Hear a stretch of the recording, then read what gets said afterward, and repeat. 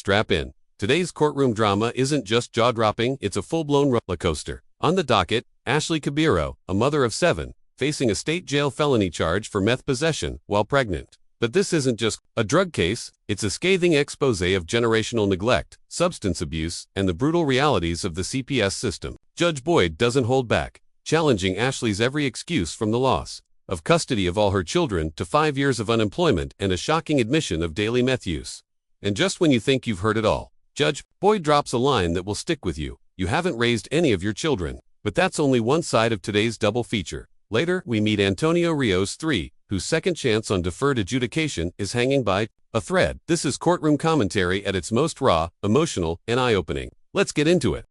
Because you just can't go through this world having children and wanting somebody else to support them. And I don't know why you're getting attitude with me. You haven't raised any of your children. The fact None of your children are all these children you have, which is 1, 2, 3, 4, 5, 6, Texas versus Ashley Caballero. And probation, this is an application. Could I have parties announced for the record for the state? Hank Wilkins for the state, Your Honor. Defense? Angela Blick. And are you Miss Caballero? Yes, ma'am. Counsel, I'm showing you the discovery acknowledgement. Have you received all the discovery in this case, and did you review it with your client? Yes, sir. Court will find that the state is in compliance with discovery. Ms. Caballero, I'm showing you what's entitled Application for Deferred Adjudication or Community Supervision. Did you review that document with your attorney? Did you understand it, and did you sign it? Yes, ma'am. Of the indictment? Yes, sir. State, are you proceeding on the indictment as presented? Yes, Your Honor. I'm going to show you what's entitled Court Admonishments. Did you review that with your attorney? Did you understand it? Yes, ma'am. Did you sign it in all the appropriate places? You're charged with the offense of possession of a controlled substance, penalty group 1, less than 1 gram. That's a state jail felony. The range of punishment is anywhere from 180 days up to 2 years at the state jail facility and up to a $10,000. Ashley's facing a state jail felony, possession of a controlled substance, less than 1 gram.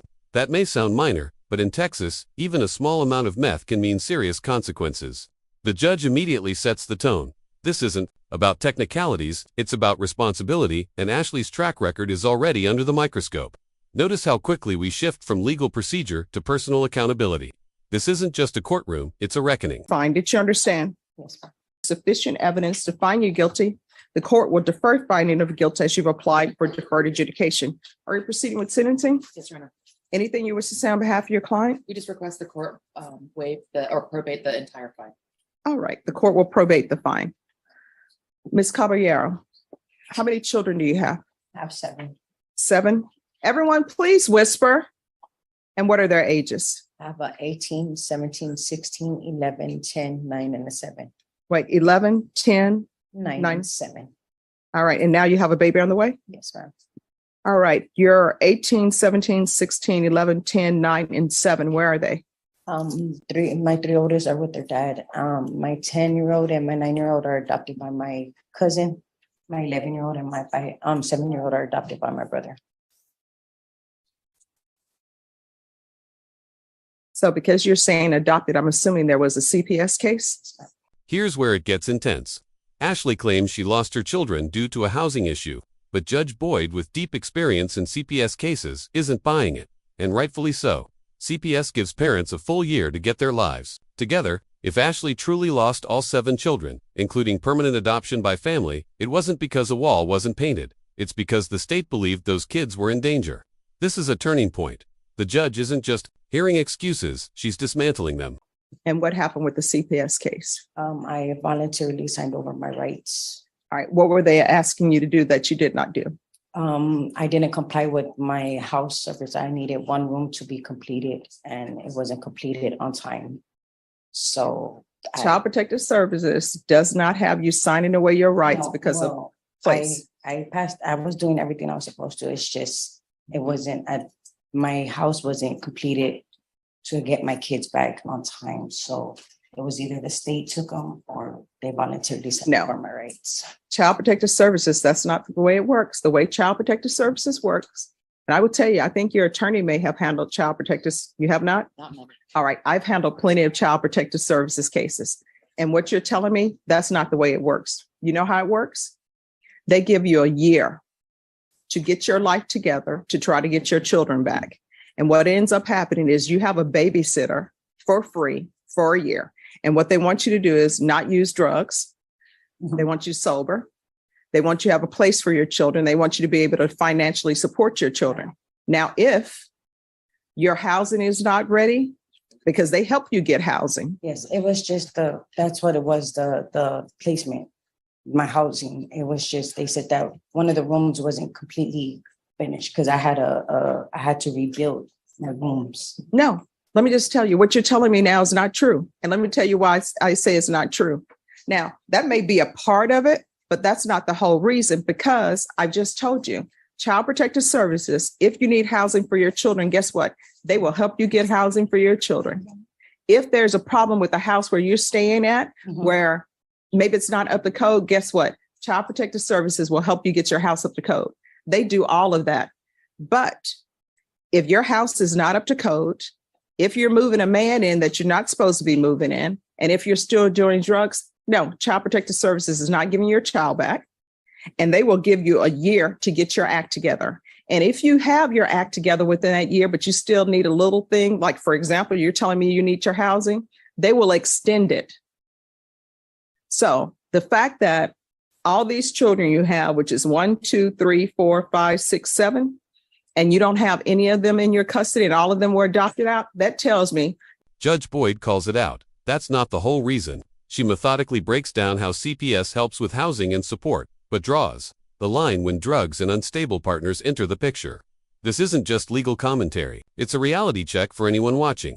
How many times do we see people blame the system when in fact, the system gave them every opportunity to succeed? Drop a comment. Do you think Ashley was being honest here, or just trying to manipulate the narrative? Not only did you not do anything within a year, and the fact that they didn't extend you, because it doesn't sound like they extended you, that means that you were not doing anything. And now you're about to have another child. Are you employed? No, When's the last time you had employment? 5 years ago. I'm sorry, 5 years ago. 5 years ago.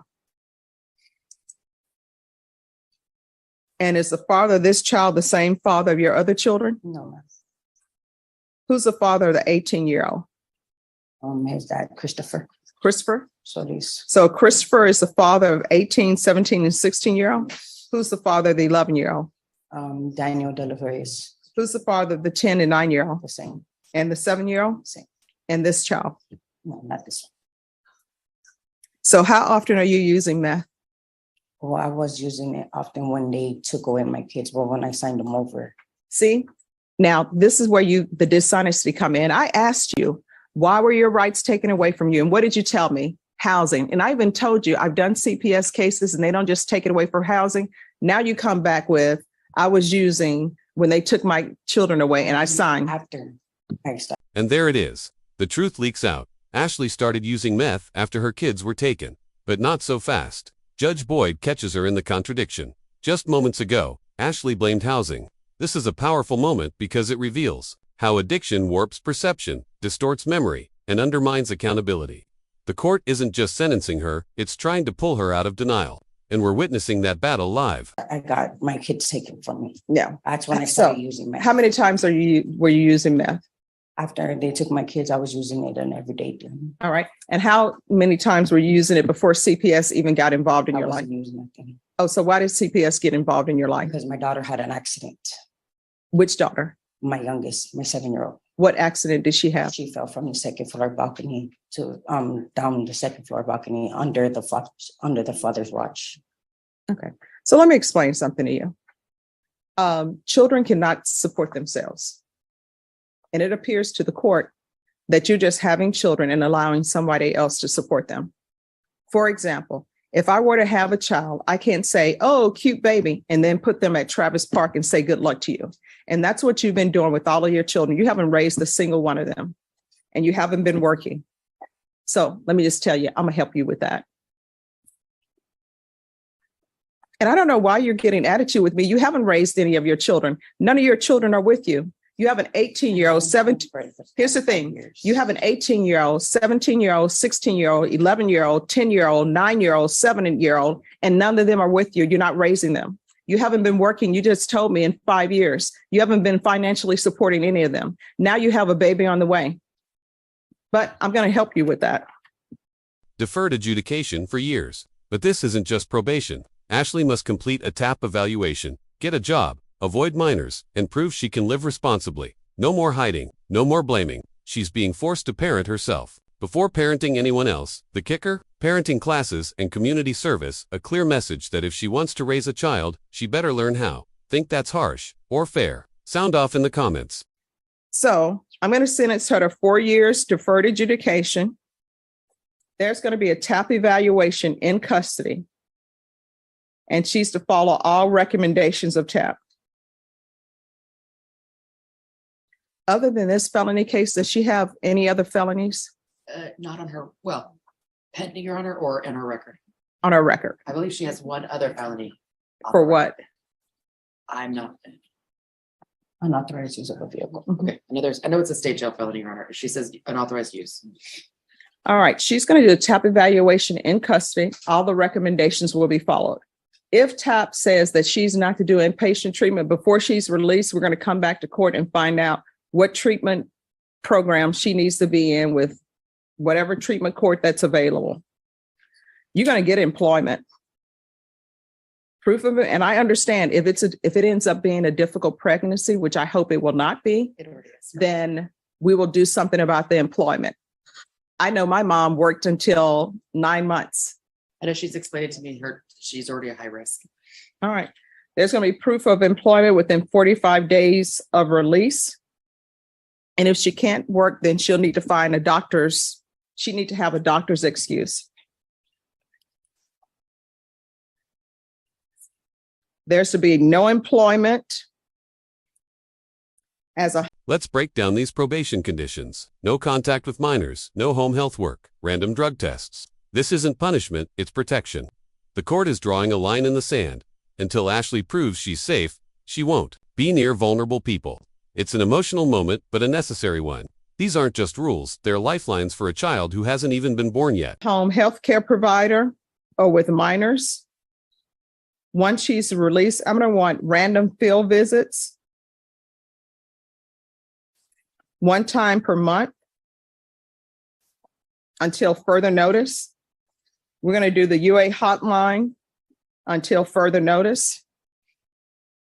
200 hours of community service restitution. I'm going to order parenting classes. Make sure that's intensive parenting classes. And once she completes that, the community service hours will be waived.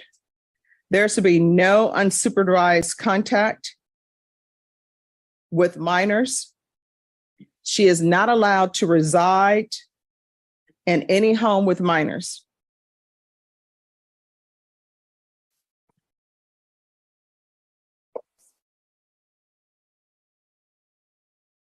There's a $500 fine that will be probated.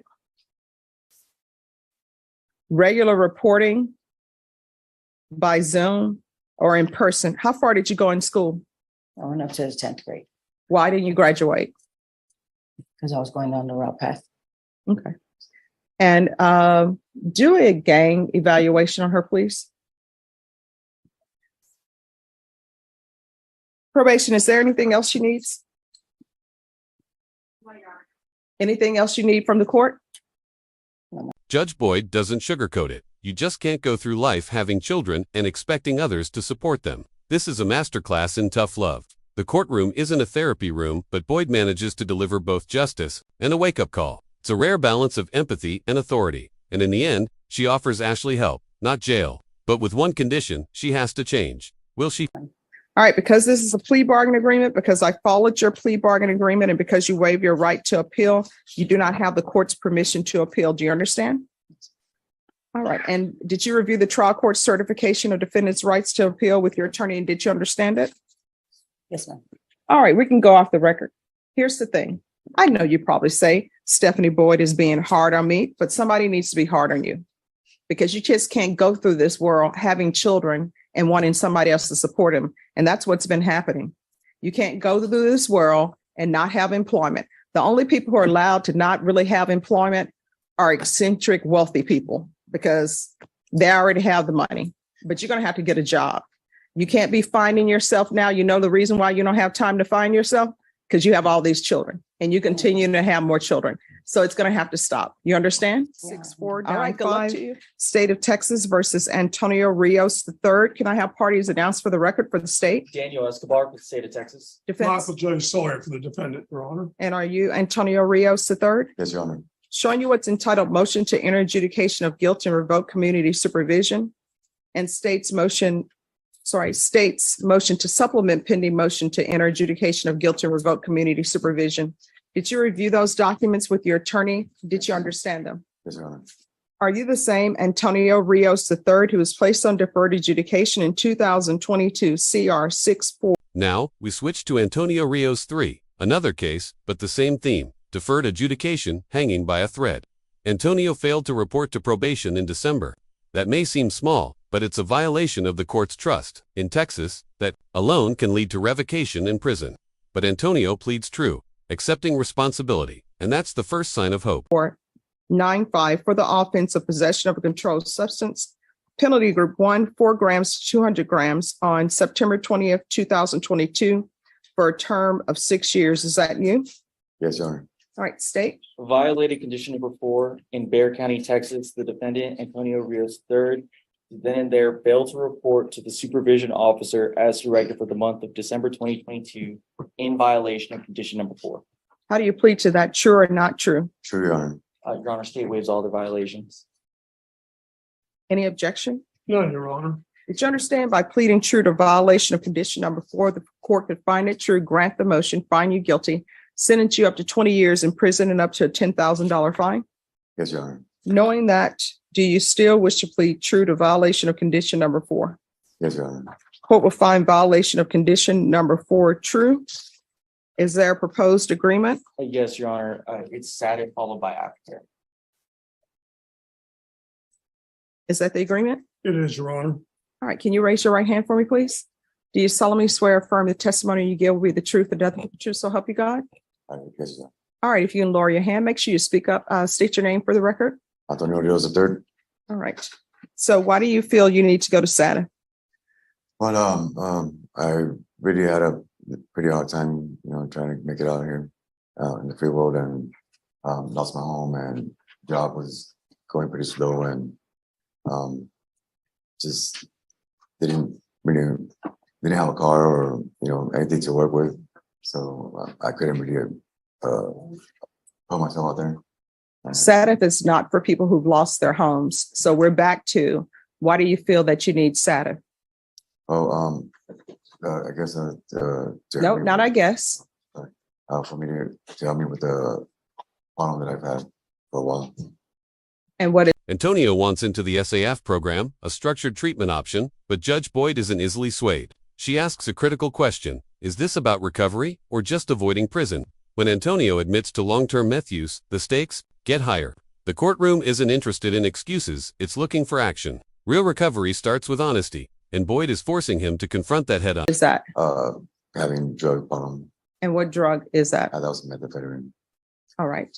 And I see your tattoos. Is any of that gang related? Oh no, man, they're just regular pet tattoos. Probation, has there been a gang evaluation done on him? Here's the thing. Many times I'm asking about tattoos because I'm curious, but there are also some tattoos that are gang related. If you're not honest with me about your gang affiliation, you know what's going to end up happening? You're going to be sitting at the jail, if I follow this agreement, waiting to go to SATF, and then SATF is going to discover that you're a gang member and you're not going to be eligible for SATF. And then it's going to come right back here. So any gang affiliation? No, not whatsoever. Okay. Or if I may. Yes. I had that conversation with my client. I don't know advance the court's position in these matters. I want to know any symbols related to. And that's 13, next to mafia, any gangs after, and he said no. We just tattoos he had acquired. Okay. All right. Probation, is this your recommendation? Yes. All right. What have you done on probation other than not appear? What I have done the Zoom participated on Zoom with my probation officer. So you're saying you did orientation where you checked in? Yes. And For the Vashawn, you're saying no? 3 months. So that's all you've done. So basically you have done nothing. Right. So why should I continue you? Oh, just so I don't have to be out there in the streets and doing the same thing again. I don't want. No, but everybody over in the box and everybody who goes to prison would love to say, give me a chance so that I won't be out there doing the same thing. Right. That's not a good reason.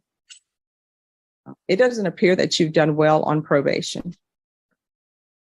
I haven't, Your Honor, that's true, but given the fact that I had no place to go, you know, it didn't give me the chance to get myself out there. Well, I mean, at the end of the day, though, why is the court, because this is a criminal court, why is the court responsible for you having a place to go? Well, it'll help me find myself, I guess. I'm trying to do better for my life, and with a program like this. How old are you? In a dramatic turn, the judge gives Antonio a choice: go to ISF, a cognitive behavioral program, or serve 3 years in prison. That's a rare offer, and you can hear the weight in Antonio's voice as he chooses the program. This isn't mercy, it's conditional grace. Boyd is giving him a shot, but if he drops the ball again, prison is waiting. Would you have given him the same chance? 48.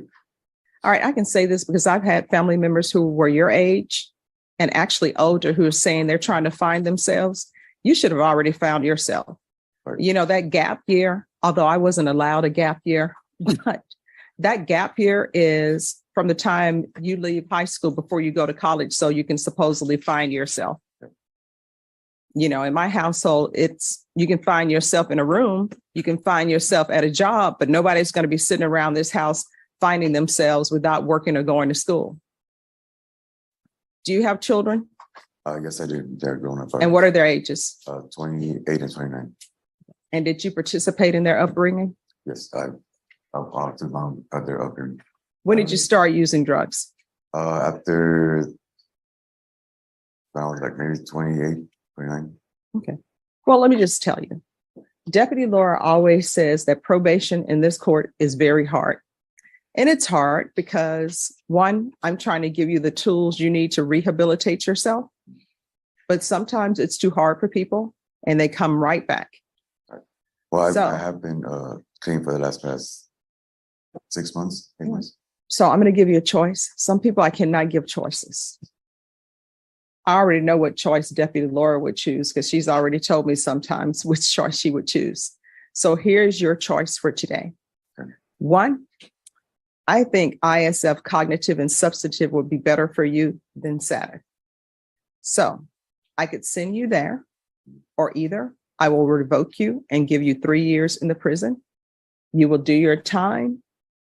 Maybe you'll get paroled early, maybe not, but at most you'll do 3 years. Then when you get out, if you still want to find yourself, you can find yourself hopefully without picking up new cases. There are plenty of free rehab places you can go to. My understanding, San Antonio has some great shelters because there's the Salvation Army, there's Haven for Hope, there's all of that here in San Antonio that is for free. So, which you would prefer? Would like to participate in the program. Okay. All right. I'm going to deny the motion. Alter and amend conditions to include ISF, cognitive and substantive. There's to be the UA hotline upon release. And that's until further notice. And I previously ordered employment for you.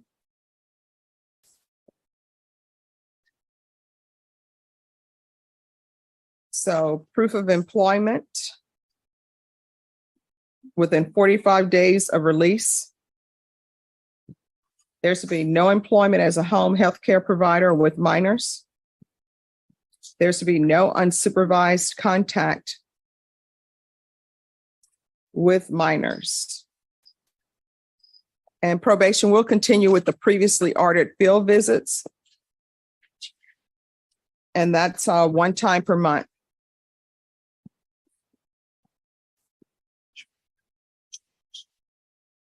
Thank you, George. Probation, is there anything else he needs? Is there anything else you need from the court to be successful? Thank you very much. 2 cases, 2 crossroads. Ashley Cabiro walks out with 4 years of intensive probation and parenting restrictions while carrying her 8th child. Antonio Rios is spared prison, but only if he completes an intensive behavioral program. Judge Boyd doesn't just hand out justice, she demands accountability. And in both cases, we saw how personal choices collide with public consequences. If you found this case as shocking as we did, make sure to hit that like button, share your thoughts in the comments, and subscribe for more jaw-dropping courtroom breakdowns. Every week, we're bringing you the drama, the truth, and the law, unfiltered. All right, we can go off the record from here on out in your life. Everything that you do, there are 2 questions you should ask yourself. You know what those 2 questions are? First question is what I'm doing, could it potentially result in me going to prison for 20 years? If the answer is yes, don't do it. If the answer is maybe, don't do it. You understand? Yes, sir. And this court, communication is key. You have not been communicating with anyone. So if there's an issue, you need to let probation know. If you feel as though probation is not addressing that issue, then come to the court. We're always here. Do you understand? So, All right, good luck to you. thank you. Thank you, Your Honor. So-